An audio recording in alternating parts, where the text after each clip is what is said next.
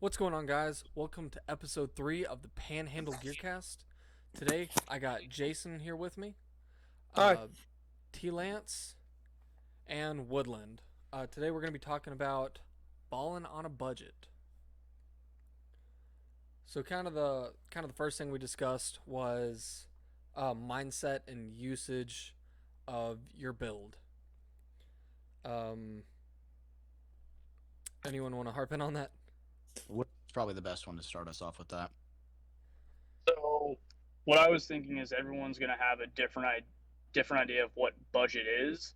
Like if it's just a rig you want to run, or if it's like a gun setup you want to run on a flat range versus something that you're going to go hunting with, or if it's something that you want to prepare for, what we saw this past year with just a breakdown of Law and Order, something you're going to rely on heavily. So that's where I was coming from. Just you're not going to spend a lot of have as much money in on a fun rig versus something you're depending your life on. Exactly. Like the mindset's going to drive where you need your quality of gear to be, or where you would want it to be for that. Um, if you could call it like whatever, like a mission or whatever, like flat Yeah. range LARP, and like legitimate survival gear sort of thing. Right. And of course, it's all going to determine on like what resources you have available for your person.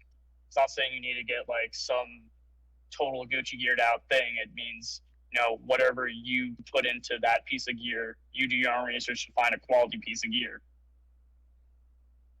Right. Someone's budget could be $10,000. Someone's could be $1,000, and it's just whatever works for you or the person with that budget. So, in other words, before you decide to buy any piece of gear, if you're like me, the resident poor here, you need to decide what it is that you're going to be doing and what your budget is. So, say, hey, how much am I willing to spend, and what do I need? Exactly. Right. Look at what you need to fill in your hole or what you want to do with that, and then determine, hey, do I get it now because this is what I can afford, or if you're really putting worth into it, there could be no harm in waiting a few months, saving up some money, and then getting that, like, the next level or whatever you're aiming for. Right. Right.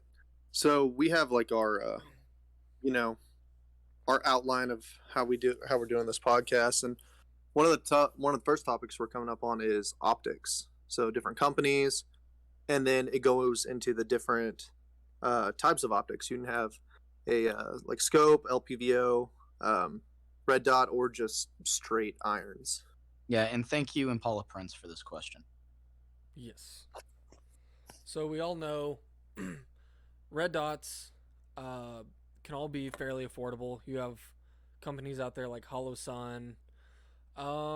Depending on your budget, Aim Point. I know they just recently came out with what looks like a more affordable red dot, and of course, going up from there, LVPOs can be getting up there in price range, of course. Mm-hmm. But I mean, pretty much as long as you're not buying Trigicon or EOTech, you should be pretty good with a red dot. I And mean, there's just whatever you do, make sure it can hold zero. That's the big thing. Primary Arms makes good stuff. yeah, It's in price. Hollow Sun was already brought up, so not really going to touch on them. But yeah, I mean that's for red dots. You've got stuff like scopes, like actual scopes for long distance kind of stuff. If that's what you're doing, I mean, I think Primary Arms also, Vortex. Vortex is Vortex. That comes to my mind about a scope company. I know Primary has a lot of good stuff, but Vortex also has a lot of good budget options. Mm-hmm. And then for irons, I mean, if your rifle doesn't come with irons, Magpul makes some pretty decent irons. yeah, Yeah, you can get those like the M-Bus, like the not the metal ones, but the polymer ones can be had pretty cheap.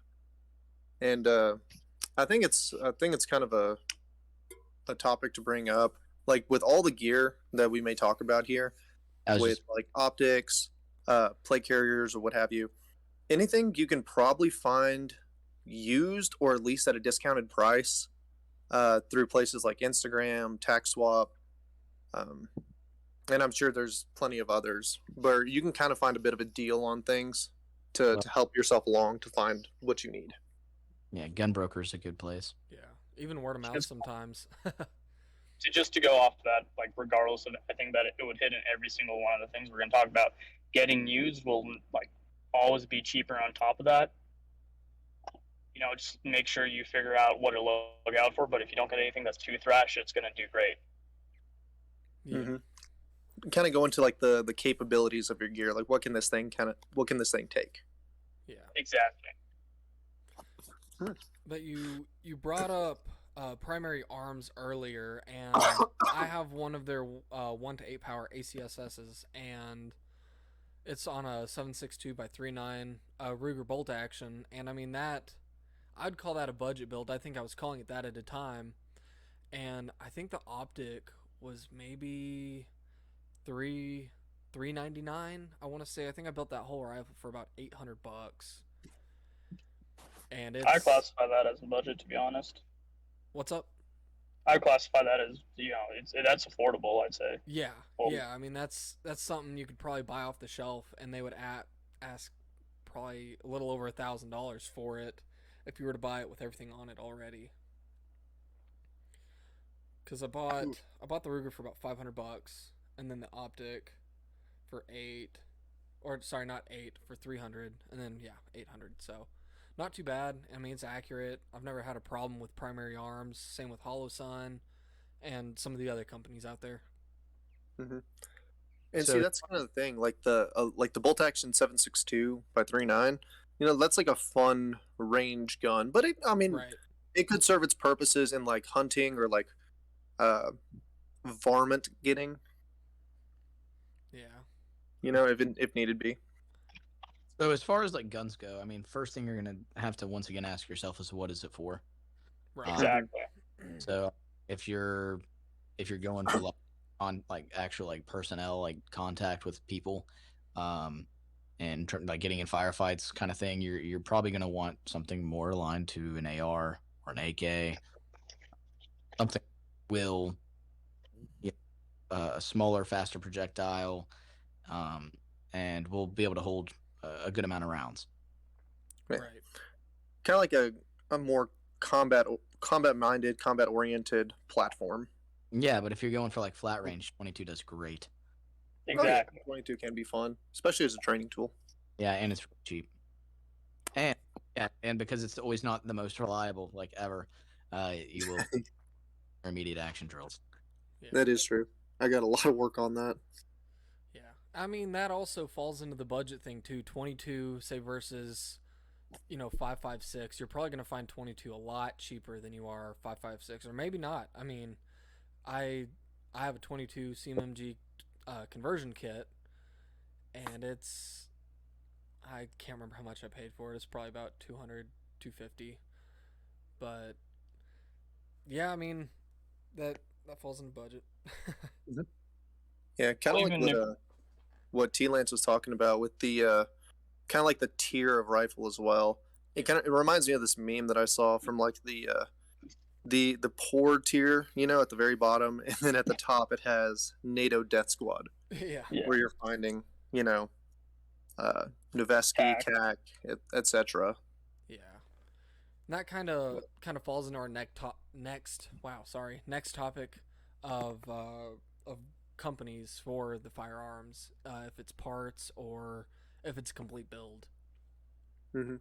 I think right now with the market going, at least within ARs, it's going to be cheaper to build, and also you'll probably be able to potentially get it faster just because we see the supply chain issues. Right. I mean, my AR is a fucking Delton. Like, it's not fancy, but I mean, the great thing about buying a really cheap rifle like that is you can always swap parts out on ARs because they're like Legos. Yeah. Exactly. Time goes on, you can get a little bit of money. Like, I had a functioning rifle, and then I wanted to chop the barrel, so I bought an 11.5, or I wanted to get a different bolt carrier or a different buffer or a different pistol grip, different furniture. it. You can do that just little by little as you go, and that's really the best way to do it. Is make sure you have a functioning weapon at first, and then from there, once you get some money, don't fucking go broke like I did. Get a little bit of money, then you can buy part and part and part and part until you finally have this project complete. But ultimately, something like a BCM gunfighter foregrip is really cheap. It's like what, $15, and then you don't have to go all fancy with everything. As long as it works, the lock, Magpul stock, it's really good. And here's something. Lucero here actually sold me the stock that I have on my AR. Oh yeah, yeah. I remember you had picked up your AR and you were building it out. You were kind of asking me questions about like priority of things, but also what kind of stuff. And I didn't need the stock anymore, so I was like, you know what, I'm going to sell it to a friend who needs it at like a discounted price because it's not helping me any. But someone else could get a lot of use out of it. Yeah, and so like I think what were they, $40 at the time? Yeah, 40, 45, I think, for Yeah. the CTR. And I got it for 25 plus shipping. Yeah. Yeah. Ugh. So yeah, word of mouth, or if that had sale gone through Instagram, stuff like that. So I But, kind of went the opposite way with my AR build. I just slowly accumulated parts over like 4 to 5 months. At the end, just put it all together. But I think what T-Lan said, that's also like if you're just starting getting shooting, if you like want to start training, that's like it honestly is probably the better option. One thing, like you had brought up like the build versus buy sort of thing, and I was kind of curious about that. I remember building another one of my ARs probably a little over a year back or so. This was we were having a hard time sourcing much of anything, like barrels, handguards, etc. Like a lot of things were just out of stock. Like, do you think that's gotten better in the recent times for like builders and stuff who want to go that route? So just talking to I have some friends that like not constantly make, but they keep tabs up and they buy parts, so they have like a backlog of stuff if they want to build a new gun, if they got to repair something. It seems like from them, there's definitely what we were seeing like a year ago has definitely improved. I built my AR last year too, and there was like I think for my barrel I was pre-ordered it, and then just for a lot of stuff, it was waiting to see when it was going to come in. The biggest thing was finding a stripped upper. That was a thing that was like I had literally everything, but that stripped upper was eluding me from Brownells, Arrow, like any site you can imagine. I was hitting up on a daily basis, and I ended up finding one of my buddies through a server. He's like, "Hey, I have a spare upper. I don't even remember the company, but I got it for like maybe like 30, like some ridiculously cheap." And you were able to finish out that build. Oh yes, yeah. Some of the easier parts, I went all out and got a CAC rail. Definitely not a budget option, but I kind of wanted to cut out some of the progressional upgrading I would do through the next couple of years, and my budget allowed for it. Yeah. But I think it's definitely become better on a builder's market now because the initial rush of people buying every single gun thing imaginable that we saw last year has definitely died down. Okay. Yeah. One thing I've noticed. Yeah, I know. Oh, go ahead. Oh, go ahead. I was about to say one thing I've noticed. I'm not gonna mention any names to them, but it was a dad and a son. They had bought a 338 Lapua off the shelf, and they blew their budget, right? Which, I mean, we all do sometimes. But they thought, okay, well, since we just spent $3,000 on this rifle, we're gonna cheap out and get a True Glow, whatever the fuck it was, scope. And of course, I had decided in for them because they didn't know jack shit about that. And I think the thing ended up flying off. I went through 55 rounds of 338 Lapua. Oh god. And yeah, it was a pain in the ass. And it ended up, the adjustment knobs ended up breaking off, and I think the scope ended up just falling off of the gun. It just gave up. I think it And was the mount, if I remember right, wasn't it? yeah, it was the mount, but the It whole came with the scope. yeah, it pretty much hit me in the face and came off the gun. But there's a point of, I guess, overdoing it, and that's what we're trying to not do is staying within that balling on a budget. So don't Yeah, don't Go and overdo buy it a is a thing 5K too. rifle and get $100 scope. Yeah. Exactly. And It kind of goes to like talking to the capabilities of what it can do on a 223 5.56 rifle. That scope probably would have been okay as far as like just having fun at the range. It's not a high tier scope, but it probably wouldn't have died on an AR. and if But you if you take and you put it on like a 338, then yeah, you're kind of like past the capabilities of that mount, and you're gonna have to you're gonna want to invest in something better. Right. and if you are, trying to ball on a budget, don't buy a 3.8 or a 3.38. Like get Yeah. go 8. Yeah.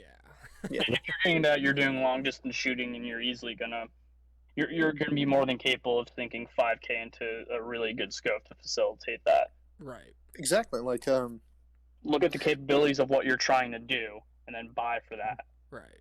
Yeah. And- Like, hey, if I need something 500 meters and in, I'm gonna use. Okay, probably don't need like a 15 times scope, but at a top magnification of 8 or 10, that'd probably be really nice. oh yeah, definitely. There's a reason why, like, I mean, there's better guns than Glocks. Like CZ has some really good guns. Blasphemy. The CZP-10, I want to get my hands on one so bad. The CZs are a nice option. They are nice. But the thing is like, not everybody can afford it, obviously. right. So, and not everybody, or even like an FN 5.7, not everybody needs a 5.7. But there's a reason why 5.7 is super expensive and 9mm is like pretty cheap in comparison, and that's why 9mm is super popular. Yeah. Also, 5.7's a specific. It was made to punch through Russian paratrooper body armor from like the 90s. Yeah, like back when they had the Yeah. those And PDW trials with the Yeah. MP7 and the P90. Yeah. MP7's better. They've been tested on the actual Russian body armor, Yeah. Oxide just put out a video about that. Yeah. which is funny. But anyways, yeah, Going back to the question at hand. Question. yeah, task and purpose relates to every. So, which is why it's so hard to like do this whole balling on a budget conversation here, because we're trying to cover a really broad thing in it, because it really depends on what you're doing. So I mean,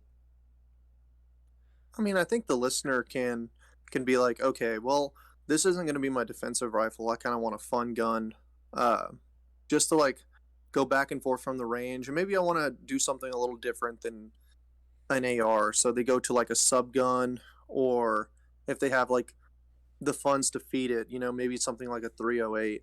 If they wanted to get into like reaching out a little bit further or a little bit further, that kind of thing. yeah, all I'm trying to say is choose a round that's sub 60 cents. Yeah. Right now, that's it's a fun time. Fun time. Cries right and 6.5 Creedmoor. now. So- God. 300 black. So for guns overall, we kind of, I think we hit on, getting an affordable cartridge that's affordable to you, and also looking at, you might not need that 300 blackout fun gun, but you could have a 5.56 fun gun. Right. Yeah, and I mean, for furniture goes, Magpul makes great stuff. You can never go Yeah. wrong, and it's really Magpul's affordable. Good. I mean, Midwest Industries makes really decent handguards. I mean, there's handfuls out there, but I've never had any complaints or any issues with Midwest Industries. Never heard anything bad about them. But I mean, barrels. If you want to get really budget or like lower cost, just get the old plastic handguards, because unless you're really mounting something you need to keep a zero on, like an IR laser, there's no potential need for a very locked on rail system. Right. Mm-hmm. Like Magpul makes their plastic handguard with M-lock sections. Yeah. So you can still put your foregrip on there. You can have a light. Like, you can set up a fighting rifle on that system, you know, and 110%. not go crazy. Okay, and Right. they brought up lights. They're gonna kill me for this. So I really don't like Olight. Okay, but it's better to have an Olight than no light. I mean, I would say like you have the Streamlight option as well, and I it'd haven't probably checked- be. I haven't Oh, go checked ahead. eBay. I was about to say I haven't checked eBay recently, but it's like I would say if you're really looking at OLED, I would hop onto any sort of secondhand sale site possible and try to go for any other light, just because of how prevalent OLEDs, They have issues. The design reputation flaws. precedes them explosively. Yes. But no, yeah.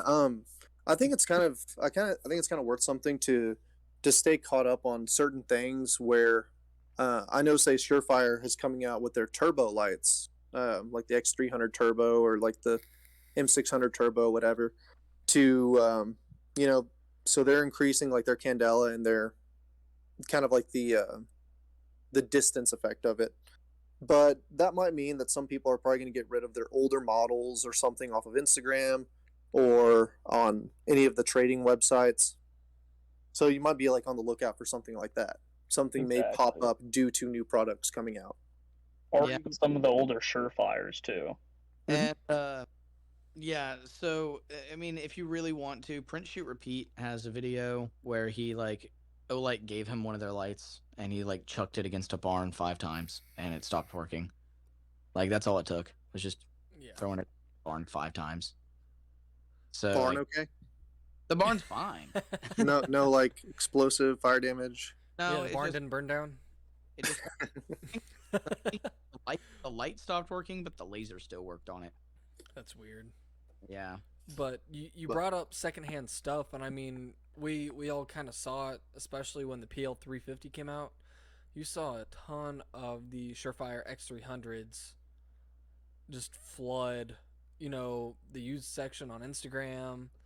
Like you said, tax swap, word of mouth. I even saw them on Facebook Market. So Yeah, like new products are going to always be coming out, so you may be able to pick something up that someone's getting rid of, or maybe they just didn't like it and they're moving on to something else, kind of thing. So, And Yeah. ultimately, if you just don't have, if you don't have like the money to buy a flashlight, just get a Walmart flashlight and use some duct tape. zip ties, yeah, something. it's not something that has to be zeroed. It just has to be good enough. Right. I've seen it kind of goes back to the old days of people using those what are those steel or like those metal wire connector things that you can tighten down on. They're almost like hose clamps. hose clamps. Yeah. But yeah, I mean, there's a ton of companies out there. I'll try to put them in the link in description if possible, if YouTube lets me. But I mean, moving on from lights, we did handguards, uppers, and I guess muzzle devices on your own whim. I know you can find Whatever floats your boat. Right. I mean, A2 flash hiders are probably the most common thing that come on either off the shelf guns, or if you want some sort of muzzle device instead of just a naked bare barrel. Yeah, you can. I think the A2 is definitely like what $6 or so at a gun store that's almost always in stock. People get rid of them. Right. And it's going to be perfectly fine. Like it's not, you're not going to need something crazy, like giant muzzle brake or like an $80 flash hider, just for like your budget build. But again, it all goes back to what are you doing with it, and what do you need from it. So if you need a thing that will mount your silencer, then you're looking into stuff like that. But the A2 is perfectly serviceable. Right. And like budget sidearms. Oh yeah, I mean, you don't. I mean, if you want to, go for it. But like, don't get a high point. Please I don't know get a they're- high point, guys. Yeah, I know they're cheap. I know, they're really, really affordable. Don't get a high point. Coming from the man who recommended Olight. Uh, and coming from the guy who's 3D printing a high point. There you go. The low point. The low Guys, point. if y'all want to check out our second episode of Panhandle Gearcast, we talked to T Lance about 3D printing. So if you want to hop over there to hear more about 3D printing, that's there. Yeah, it's a little. I got excited. Yeah. So I mean, I would suggest Glocks because they're reliable. They're not the cheapest. I mean, It's the standard though. Like Right. how the AR is the American rifle, I'd say the Glock is the American handgun. Right. Yeah, and I mean, you may not be able to find exactly what you want, but for what it's worth, I've seen Glock like police trade-ins of Glocks, and they'll generally be in something like a 40 cal. Now, you're not going to be limited to that if you like. Again, this may not be the best option, but this is something that comes to mind: is you could get that 40, and then maybe do like a barrel swap on it. Because people do make 9mm barrels that would fit in those models, and then you have something that is in a more affordable round that you could use, or something that you want. But it kind of goes back to trying to find something used. Right. Yeah, I mean, ultimately, gun shows are going to be great for that kind of stuff. Oh yeah, definitely. Yeah. You have Gun Broker. You have Arms List. I mean, all stuff. And if you're a police or military, only buy Blue Label. I think that taps on a lot of things. I know a lot, like Vortex, for instance, they do 40% off for military LE first responders. So if like you fall into any of those categories, just use their crap out of all those discounts. Yeah. All right. So now that we've talked about guns, we're gonna have to talk about what. Give me 1 second. Yeah, going into gear. Yeah, I was about to say. Frog in my throat. All right. So going into, you're gonna need holsters. You're gonna need slings. You're gonna need, mag pull once again for slings. You're gonna need plate carriers. Stuff. Chest rigs, stuff like that. Let's start off with what's first on the gun. So, like, let's say for slings, I say Vickers sling, you're good. Oh, yeah, tried and true. And that's like $40, $45 new. Won't break on you. I don't like. You can go Pharaoh, Spirit, whatever you want. That's just kind of adding all the little options. But just bare bones, getting a like VTAC or Vickers, and that'll fill all your needs. Mm-hmm. Also, I'm not a major fan of 1 point, so just stay away from those. It's like, just drop a 1 point and just whack. Yeah, there's a time and place for it, but unless you have a shortened shotgun for breaching or a dismounted 320, you're going to be fine. I recommend the MS1 or the MS4. I mean, the MS1's a really good sling. It still has the quick adjust that the Vickers sling does, and it's really cheap. It's just, rather than it being a tab, it's a buckle. So yeah. Now I've actually had the MS4 pretty much from my very first AR, and I took off like the QD stuff and just looped the back end through my stock, and then I just QD the front, and that's been working for, I guess, 8 years now. Yeah, you've had that for a while, and I mean, like you said, also secondhand stuff. I mean, sometimes you'll find slings probably dirt cheap compared to harder parts like handguards and optics and all that stuff. Mm-hmm.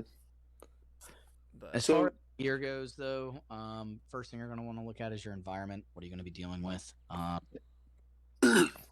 With flat range stuff, I mean, chest rigs are probably the way to go if you're going to be dealing with a lot of people with guns. You're going to want a plate carrier. If you're in a wooded environment, maybe go for a Coyote Brown or a Ranger Green. If you're in a desert environment, go like a Flat Dark Earth or a Coyote. I don't like Coyote. I'm just going to say that. It looks like cardboard, but a lot of people like it. Cardboard warriors. Cardboard. But what do you? I mean, in y'all's opinions, what do y'all think is the more important piece of gear if someone were to be able to get one of like a loaded out chest rig, a plate carrier, or a belt. You know, Plate carrier. maybe have like a starting point of where they could work off of that. I would Personally, I think I like the belt idea. I would build a supplemental to whatever's on either in a chest rig or a plate carrier, unless you're That is true. I guess if you're going more for like feeding your primary. Because so. we're on, I would say chest rig personally, but maybe we can all go down the line starting whoever wants to go about why they chose that. Yeah, here's the reason why I said plate carrier. So first off, I mean you're gonna need protection. If you're going to be getting into firefights. So you're gonna want a plate carrier. I would say you don't need to be too fancy with it. Condor, while they used to have issues, they've actually tightened up their QC quite a bit. So their stuff is actually kind of in spec now for their Molly.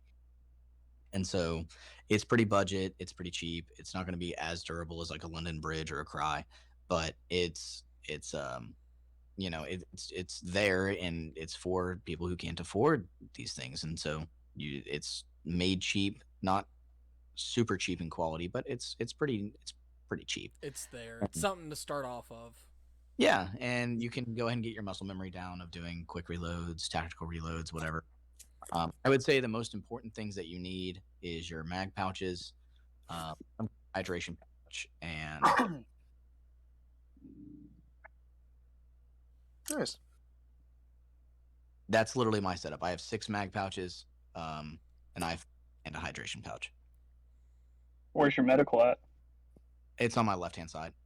Oh, okay, I might have not heard it. I have the Chase Tactical. It's on the Cumber. I have the Chase Tactical. Yeah. North American Rescue, IFAC, and then I have just a small IFAC pouch that Chase Tactical also made. Yeah. It's like real quick point with medical, as far as like we're talking with budget. Like, don't buy budget like tourniquets from like No. something that's like not North American or like a reputable dealer of legitimate medical gear. That's the one place where you should not cheap out, because that shit will literally save your life. And whatever you get, make sure you know how to use it, because what's the point in having, a hemostat if you don't know how to apply it?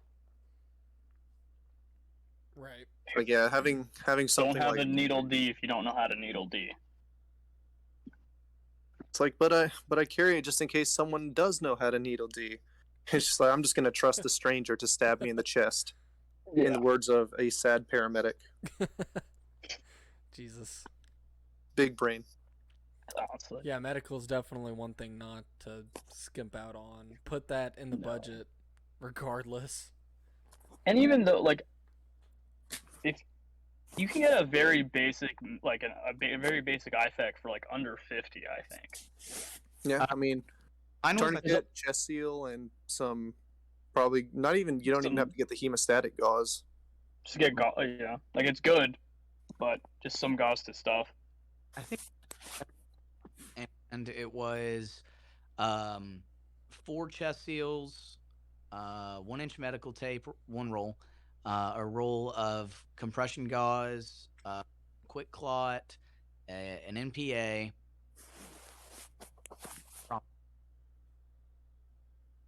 And then it also came with a tourniquet. I also bought 2 more. Yeah, Nice. I would say minimum 2 to 3.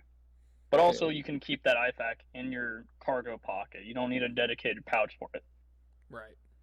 As long as you know where it is, and then if you're rolling with a group of guys, you guys know where each other's stuff is, or it's marked clearly. Right. Mm-hmm. I recently just built one medical, and I want to hopefully end up getting about 4 kind of the same thing, just so they're all duplicates of themselves. But yeah, I mean, just the common stuff. I think I have 3 tourniquets right now, but of course I'm gonna have to get probably 2 more for each medical. Because I have one in a range bag that I carry with my chest rig. I want to keep one in my vehicle, one in my wife's vehicle, and then one on my belt. Yeah. So I'm pretty poor. like really poor, and I have a lot of rich friends though. So if you want like pretty quality gear for like not a lot of money, I would say make some friends that have money and also like guns. The best place to do that.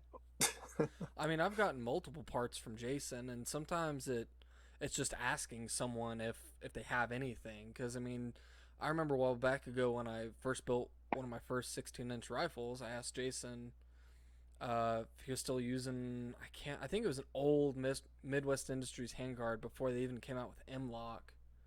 Yeah, it was the Gen 2 that I used on my Mach 12 clone, Yeah, Yeah, which was great. but yeah, it I also bring helps having rich friends too. got my helmet for free. Buddy of mine, he was friends with a SWAT officer and got this helmet from him, and he just was like, "Yeah, I don't want it anymore," because he got a new like high cut one. This one's like an LWH, and or it's like yeah, it is an LWH because it has the brim. And he was just like, "You want it?" Because I was talking about helmets with him, and I was like, "Yeah." He's like, "Take it." And I was like, "How much?" He goes, "Take it." And I go, "Oh." I was so happy.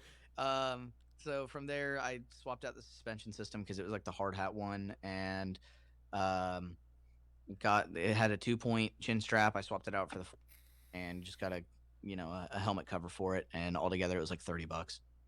So, Yeah, it's not bad. so I'd suggest going back to what we kind of branched off from, the Oh yes. based off belt, chest rig, or plate carrier. Oh, I'd say chest rig. I'd say chest rig because you can use it right away, and then on top of that, I'm not a proponent of it, but I have a lot of friends who just have a slick carrier, and they have their chest rig on top of that. And also, if you think about the scalability aspect, if you're in a hey, we gotta a situation where you have to operate outside the normal parameters of the law, right? Hmm. If you want to conduct, like, let's say you are assaulting a place that you have your plates, but the buzzword right now is reconnaissance and recce stuff. But let's say if you're in a situation where you need more speed, or maybe you don't need a whole plate carrier on you, because there's times where you don't. You can take your plate carrier off, stash it wherever your little hidey hole is, and then you can go off and do that stuff with the chest rig. Yeah, that is the thing. With yeah, I think I know I'd said belt earlier, but thinking about that kind of stuff, yeah, I'd probably have to go with the chest rig. Also because of the cost aspect, you can get a workable chest rig, surplus something or other. The Uh, Tricom, yeah, for pretty like cheap. It'll take $15 probably. yeah, it'll take like it'll double stack your AR mags, it'll double stack AK mags, it'll do whatever. Then you can throw in whatever quote mission essential gear you would need, Yeah. whether you are doing that recce and you're having to hike, which with a plate carrier sucks, Yes, it or does. or you are going into something where the probability of you getting shot maybe goes up, so you'd want that protection. You can just layer that on, or it's a clip-in system that you want to run. But Yeah, I like think the the chest rig has Haley-esque really thing. wide variability of where you can use it. Yeah, yeah. I just sold my plate carrier to get a chest rig. I ended up getting mine secondhand. It's a Spiritus system. It was the full setup. I think I got it for $215, and it came with the mag inserts, the 3 rifle, and the 2 pistol. It came with the what would you call it? I can't remember the name of it exactly, but the bottom pouch, the dangler, I The guess you little could call dangler. it. Yeah. The fat straps and everything for 215, and I just couldn't pass it up. And I love it because I carry a little camo bag that the chest rig folds up in. I have a folding 10.5 pistol. I can stick it in medical pistol, of course holster, and the mount that goes on the belt and everything. And it's just kind of a grab and go. And in total, I mean, you can carry, of course, what you can carry in your bag on your chest rig and whatever you throw in the bag. So If you have military stores near you too, that's another good place to get stuff for cheap. What's up? I was thinking military surplus stores as well are to get stuff for cheap because I know, like I got a tourniquet for $5 at one. I mean, they have gas masks for sale in there, for really cheap. They have all sorts of stuff for really really cheap in military surplus stores. Yeah. With the gas masks too, it's worth noting. A lot of people I've seen they get like those old surplus gas masks, like the Soviet era ones. I think it's like the GP5s or whatever. But they don't have any filters for them, so they just think that wearing the gas mask itself will help them, when in actuality it will not. So, getting filters and maybe something that's you can find filters for, you can buy filters for, like NATO spec ones, would probably be in your best interest if you were to go that route. So for gear, we kind of went over. Do you guys want to get into like specific companies? Or, we talked about plate carriers. We can go into plates if y'all want. Yeah. Other than special thread plates, which I think would be the cheapest out of, or the most affordable. It's like see, I think it's what the special threat ones. Those are like the Hesco 210s. Hesco makes some, and I think RMA has special threat. Like a few companies are using that terminology, special threat, for defeating M855, 855 Alpha 1, like the barrier blind ammo, green tip. Mm-hmm. Yeah, I know that 20-inch with M193 has been able to smoke level 3 plates. I know I that think the plates I got for pretty cheap. They were Chase Tactical, and they were like 130, 140, I think, and they were level 4 ceramics, but they're really heavy is the thing. Yeah. And that's like 2. As long as you don't buy steel. Yeah, I was about to say there was the construction thing has to prelude all of it. Ceramics over steel. Also, another option would be that what's it called, that UPHWA or something. Like, is that the polyethylene or polymer looking ones? I have no clue, to be honest. Oh. Well, we'll just keep it ceramics. Yeah. If you get steel, even with that build-up coat, you're probably going to have that shrapnel and that spall, go up into your throat, which would be less than ideal. So, like, if you ever get like really close to a steel target and shoot it, you're probably going to get some splashback off of that, some shrapnel and some. And even if you take one hit, it might, like, I don't know if it will, but it might contain that. But if you take multiple hits of that, because you're running steel plates, so you really can't do anything because you're really slow. So when you bound and do any fun stuff, you're like painfully slow, and they're putting accurate fire on you. Like that third or fifth hit, it's gonna cut through that, like what truck bed coating, right? Yeah. Mm-hmm. So I was talking to this guy. He has a YouTube channel. His name's Mike B. He did like the gun ASMR videos. He also shoots a lot of like historical helmets, and talks about different military uniforms throughout the ages. Really big into surplus. And he had these plates. I'm trying to find them right now. They were layered fiberglass, and they I think it was the Swedes, maybe it was the Finns. I'll find it here in a minute. But he sells them, and it was able to defeat a 308 at 15 feet. Like, Jesus.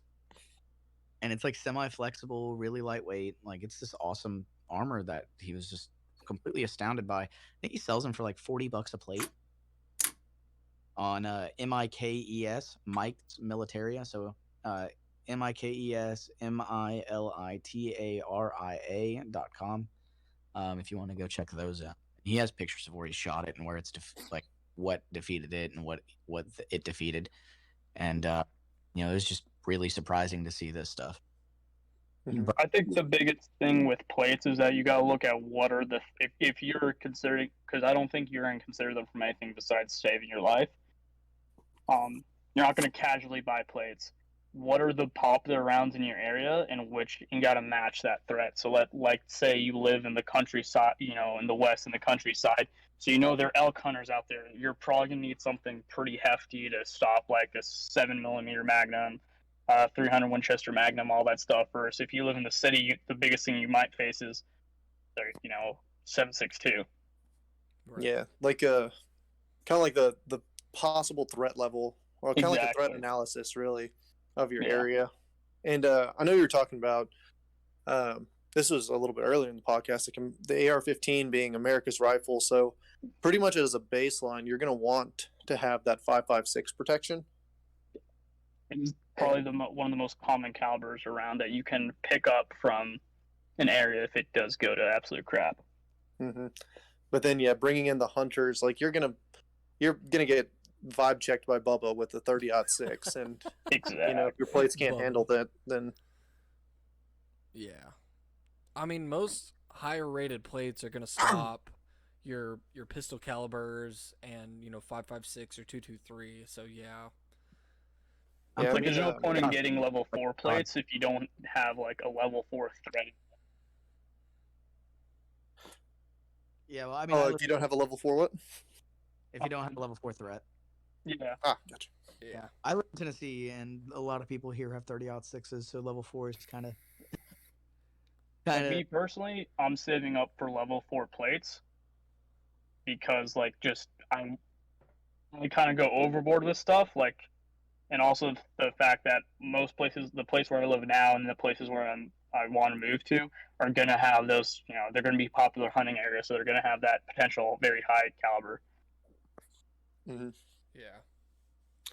Yeah, I had ended up going with the I had gone with the Hesco level 4s. I think it's like their 4401 or something. Yeah. And honestly, I'm kind of like in an urban environment here in Texas.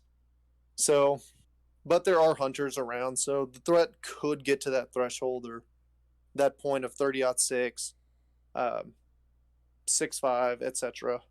Yeah. But I kind of went a little overboard with the 4s, but I don't know. It kind of gives me that peace of mind, I guess, for a bit of weight. And it goes back to what are you going to use this for? Like it's for you and for me. It seems like you're on a civil page. It's worth it to hump a little bit of extra weight. Save up a little more money for those level 4 plates comparatively if we could get away with something a little lighter. Mm-hmm. Right. It all goes back to that usage stuff. Yeah. Yep. So what You- are the companies? Because I know that was brought up. The companies that we would go with. So I'd say like Hesco. I think Velocity Systems has plates. Velocity has plates, but you have to be Miller LE to buy those from their Oh, website. So unpopular opinion, I'm not a fan of the dude who runs Hoplite, but his plates are good since they're LTC plates rebranded. so Don't Hoplite know Armor. what the Hoplite Armor has good plates, and you can generally get them cheaper from a dealer. RMA, I haven't heard anything bad about Hoplite. If you guys know any more, jump in because that's about my knowledge. What about, What about packs though? Like for Bucks? packs. Ah, yeah, packs. Kind of going into a different area of gear. Personally, my pack game is kind of weak. I have got this this one that I use for generally everything, out in the field or small camping trip or just a few days away from the house at traveling. It's kind of my go-to everything pack. But as far as a legitimate sustainment bag, I like to call them. It is I the don't know popular term nowadays. What's that? It is the popular term sustainment gear, which isn't a bad direction. Sustainment gear, recce. Recce stuff. I have a tactical Taylor mouse pack because I use it. I'm active duty, so I use it rather than the issued ruck. I love it. Yeah, I Yeah, was I know. using the issued main pack for a while, but now that I'm out, like, I'm kind of stuck using a backpack that I've had since I was in the Boy Scouts, and a little Marpat school bag that I used to have in high school as like my 24-hour pack. Mhm. So Like, if you can get one of the issued trucks, at least the Molly 2 from the Army, I'm sure they. I went through 3 frames in about a period of like 6 months. So I'm They have not. the plastic frames, don't they? Yeah, so all the new Army rucks are plastic framed. The Molly 2 I don't like. I know the airborne community, and these are probably not on the civilian market, like comparatively to that, but there's some newer uh, rucks with that are like jump rated with the plastic frames and are apparently not bad, but I kind of have a bad taste in my mouth, so I went with, you know, external metal frame of a modified Alice pack. Yeah, understandable. What about you, Jake? Got any pack words of wisdom? Not really, to be honest with you. I think It's fine. yeah, it was just fine. One really good place, or I guess a couple that may come to mind when it comes to packs is again, there's a wealth of knowledge out there, and I've been finding a lot of it recently on Instagram. With is it redbeard.ta? Is his Redbeard, Instagram handle? Redbeard dot, I think it was DE. DE, yeah, Denmark. Yeah. So we He's got putting out a Redbeard, lot of good stuff. yeah, Blakewater, uh, Yep. Wandering Hoosier, and there's probably a litany of others that I'm missing, but I think that would get someone Op started on 4, the right path of like, oh, who's that? Op 4, it's Oh, OPFOR 8R. oh yeah, the Op 4 Aider. He's yeah, he's doing a breakdown of the Ranger handbook and putting it to civilian terms. Yeah, that. Yeah, definitely guys like that kind of get the ball rolling with like knowledge, and then you can kind of go down that rabbit hole and find like a lot of knowledgeable people. yeah, like, Just sharing wealths of knowledge. yeah, Dust the most knowledgeable of people. Yeah. So round back on the packs thing, I think the biggest thing is that your ruck's gonna cost a bit of money, because if you look at the bigger brands, at least within the tactical world of like Tactical Tailor, Mystery Ranch, Eberstock, even Mm-hmm. like all this stuff, you'll have like easily $500 packs. And I want, like, if someone's listening and thinking like, oh, there's no way I'm gonna get something that good, get a large Alice pack from your surplus store, and you're gonna be able to get a full setup for under 100, and that's gonna last you for that. You can use that. You don't need to go and get a $500 Malice pack. You don't need to get a $900 jumpable Mystery Ranch pack. Just get an Alice pack and you'll be fine. Or look into civilian hiking sections, because those packs are going to be more than capable of doing what you want to do. Mm-hmm. Yeah. Yeah, that's where I've been looking currently. Has been civilian hiking and that kind of stuff. Trying to find something with like a good material, but it's generally all coming under. Oh, excuse me. Under about $300, which I'd say is a respectable price considering the packs I have seen, where like you're looking at $900 Yeah. for the brands you brought up, like Mystery Ranch, Eberly, and you know. Yeah, like I was lucky with my Malice pack. I think so. I have a version 2. The cheapest they go for is about like 450 from Tactical Tailor.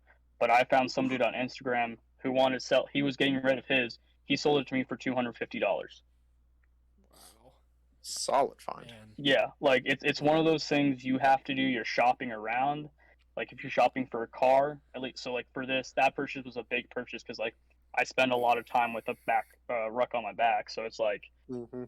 I It's wanted an one. investment to yourself. It's an investment. Also, like if you like if you like camping and stuff, I find it's easier to justify purchases if you're gonna use it for more. Like, hey, if I'm just gonna use this for work, but hey, if I'm gonna use this for work and for, hey, I'm gonna get a solid survival knife because I'll need it for work if we have to do some fieldcraft. But also, I like to do bushcraft on the side.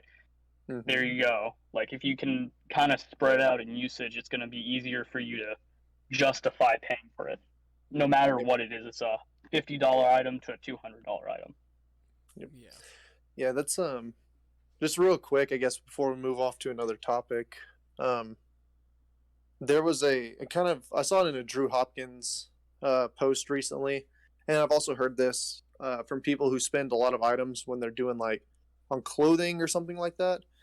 They'll buy something, but if it's a good jacket that costs like say $300, but they wear that year round, that's less than $1 a day, and the quality is generally going to keep them going for multiple years. Yeah. So it's another, investment into your stuff. I definitely feel that. Looking to find some, like, don't get that $10 pair of boots if they're going to break in the next year, while getting a $30 pair of boots or whatever the item is going to last you for 10 years. Right. Mm-hmm. Yeah, just whatever's going to get used the most, just make sure that you drop the most money into that. If it's worth it for you. Do you guys want to go on to like pouches or like plate carriers, hit up some of the other gear related items? I mean, I have Amazon pouches and they do fine. Yeah. And, I've seen Condor stuff go through like a bunch of stuff where like I've had issues pouches break on me before I've seen some Condor ones break, to be honest. Mm-hmm. Yeah, I mean, I ended up using like for my plate carrier, I have the S-Tacs, which have been like super nice. And I absolutely love them. But I do have some Condors as well that don't get tore up really at all, but still they do what I'm intending them for. Yeah. Something else too, if you really want ghillie, the best thing to do is rattle can a bed sheet, cut it, and use some shoestrings to tie it. Yeah, that works. Mm-hmm.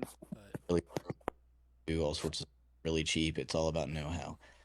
But I am going to say we are running very close to like the end of time here. I don't know if you wanted to keep going, Jake, or what you wanted to do. Yeah, we could hit belts and holsters real quick, and we can wrap it up if y'all want. Yeah, and then we can just do a part 2 later. We kind of hit carriers, chest rigs, plate carriers, helmets, plates, helmets. Yeah. I say we could definitely do a part 2 and go more in depth on certain things. Yeah. Because it seems like a lot of, like the group of us, A, we can bounce a lot of stuff off each other, and then B, we have a lot of good opinions. Mm-hmm. Yeah, I think we can all kind of draw off of experiences too, because I think you've gotten a lot more field experience than we have, so you might have like some tidbits of knowledge that are just extremely helpful to someone that will just be extremely helpful to someone. Yeah. If you guys want, I can think of just some stuff throughout like the next week or so, just some stuff I've noticed that helped me out. If you guys want that or something.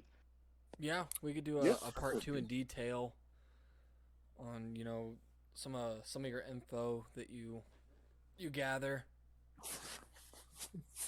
It seems like this has been mostly like above the belt line kind of stuff as far as gear goes. Yeah, we could do a part 2. I think the biggest things people are looking at right now, and I think it's a good thing, where like the gun community or however you want to call it is going from, not that doing CQB is bad, but the more, hey, sustainment. Like I see people talking about how I'm going to transport water with me when I only have a limited space, how I'm going to like doing all that type of stuff, so like a good direction. Mm-hmm. Yeah. And kind of moving away from like, I guess for the large scale use, moving away from just micro rigs of just like, hey, fire superiority lets me move. So yeah, maybe I should have more mags. I like that trend too, but I use a Haley Micro. I have that attached to my issued stuff. I use that, and then I have honestly, the biggest reason I have that is because the little zipper admin pouch. Mm-hmm.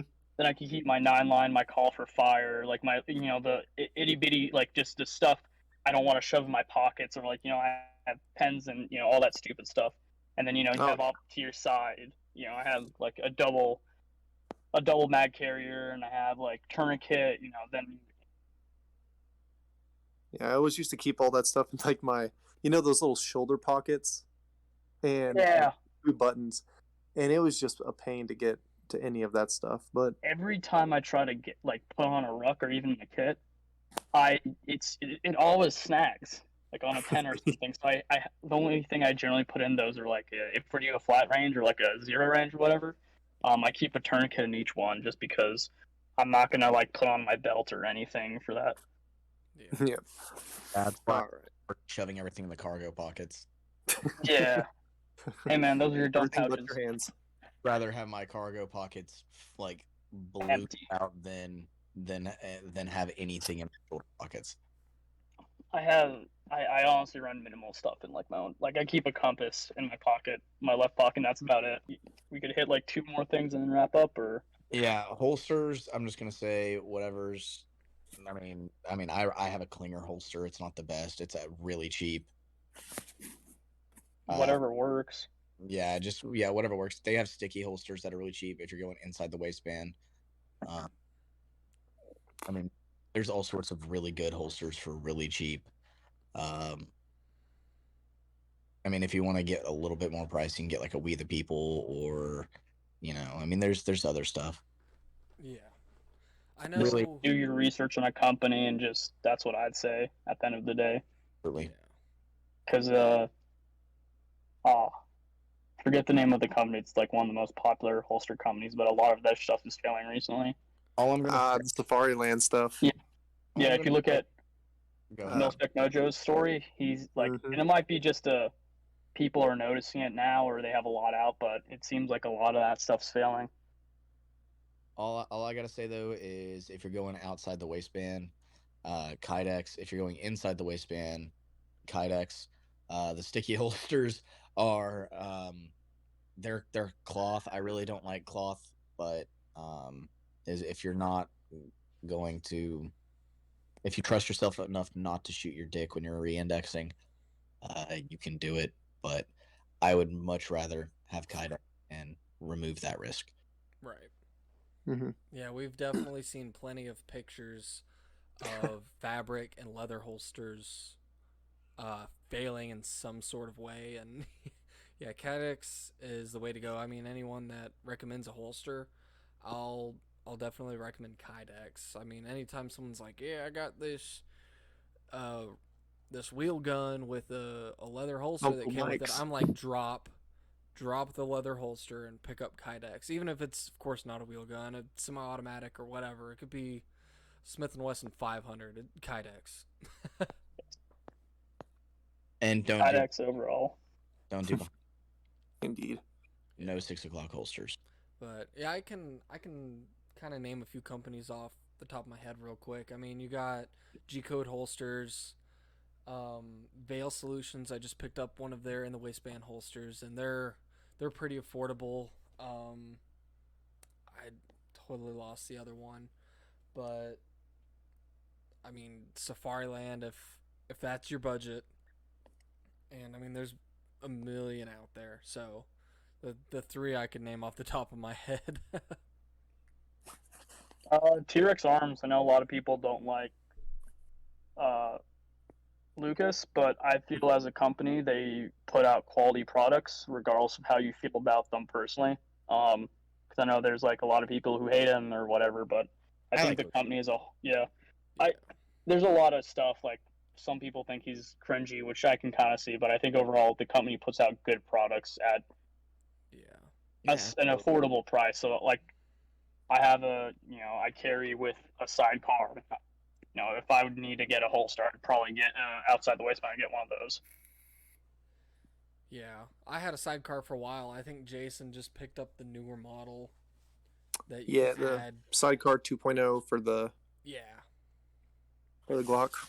Yeah, that one you can attach the actual like mag holster to it, right? Yeah, Yes. mag, Yeah, you can actually you can take off the little middle section and swap it out. I went with the tourniquet holder. I felt like that was more important, but you can always carry a spare mag in your pocket, I guess. I carry a spare mag in my back left pocket. So I remember someone talking about helmets. I'd go off to them and say you don't need a helmet, really. Yeah, it's kind of like the supplemental, like really supplemental stuff. Like once you have everything else in order, maybe you can. I would also get to a go helmet. with a bump helmet if you're going to run night vision, because Now, if you're dealing with someone sending frag your way, which is what really a helmet's going to stop, you're in a bit of a sticky situation. I like helmets because if you're in an enclosed building that has concrete and somebody hits the roof or the wall around you, I'd rather not get hit in the head with concrete. Yeah. So are you saying a ballistic one or a bump? I mean, either or. Yeah. I know you can get really cheap ballistic helmets like the ECHs and the Mark CM for like $200. Yeah, I was about to say my helmet's bullet level 3A and it's free. I got it for free. Yeah. If you can get a ballistic helmet for super cheap, go with that. If not, and if that's not in your budget, go for a bump helmet. If I'd say try to acquire night, like that should be a purchase along with night vision. Mm, Yeah. I don't know. Like it also depends on where, like you said, if you're in an urban area, that definitely, for instance, like there's definitely let's say, plains of Texas. yeah, just know that a helmet is not going to like stop a rifle round at close range. No.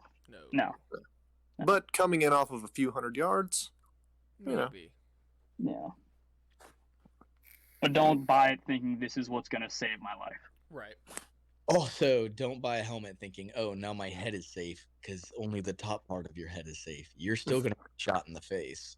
Oh, yeah. You're still going to get dome piece through the nose with a 77.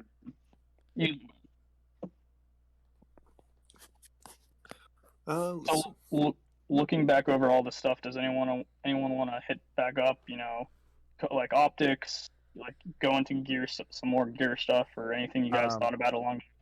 I was thinking about boots because when Jason said that we had talked about everything in belt and above, boots came to mind. You don't need to buy a $350 pair of boots. I have a $350 pair of boots because I'm not smart with my money. But if you want to buy a set of Danner Mebs, you can. You don't have to. I would honestly recommend hiking shoes over anything else. Yeah.